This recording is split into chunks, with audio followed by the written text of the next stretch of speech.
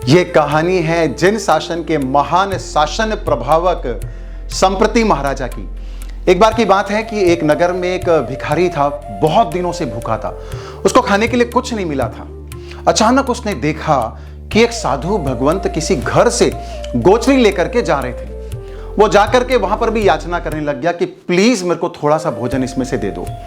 तो साधु भगवंत ने फरमाया कि मुझे इसका अधिकार नहीं है, तुम मेरे गुरु के पास चलो। तो वो अपने गुरु के पास उनको ले गया। महान प्रभावशाली आचार्य भगवंत आर्य सुहस्ती सुरेश्वर जी महाराज साहब। अब उन्होंने उस भिखारी को देखा। भिखारी ने याचना की कि मेरे को प्लीज थोड़ा सा भोजन इसमें दे दो। तो आचार्य भगवंत ने भविष्य को जानते हुए, समझते हुए कि भविष्य में ये बड़ा जिन शासन प्रभावक होने वाला है, उसको देखते हुए कहा कि अगर तुमको इसमें से भोजन चाहिए तो दीक्षा ग्रहण करनी पड़ेगी, क्योंकि ये भोजन केवल साधुओं के लिए ही है।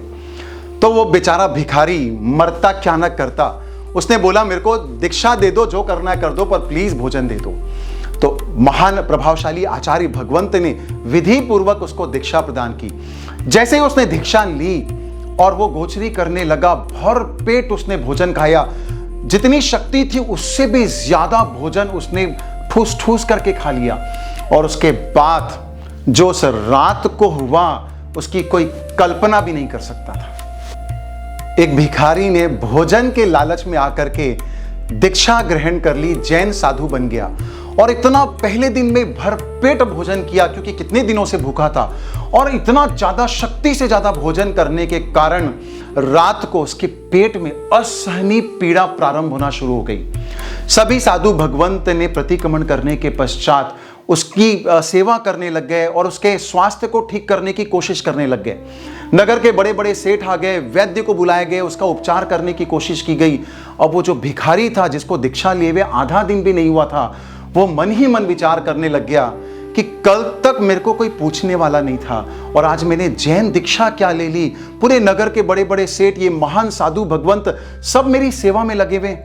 धन्य है ऐसी जैन दीक्षा, धन्य है ये संयम और जीवन, ये पवित्र जीवन, कितना महान है ऐसा चारित्र जीवन।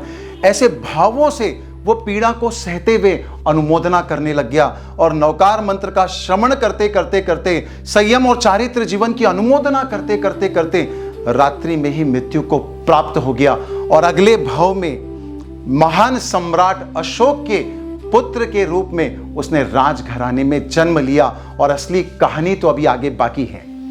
एक बार संप्रति महाराजा अपने महल के झरोखों में बैठे हुए थे और नगर की तरफ देख रहे थे। तभी उन्होंने देखा कि एक महान ओजस्वी तपस्वी आचार्य भगवंत पधार रहे हैं। जैसे ही देखा तो देखते देखते देखते उनके मुख पर वो इतना ध्यान मग्न हो गए कि उनको अपना पूर्व भाव याद आ गया।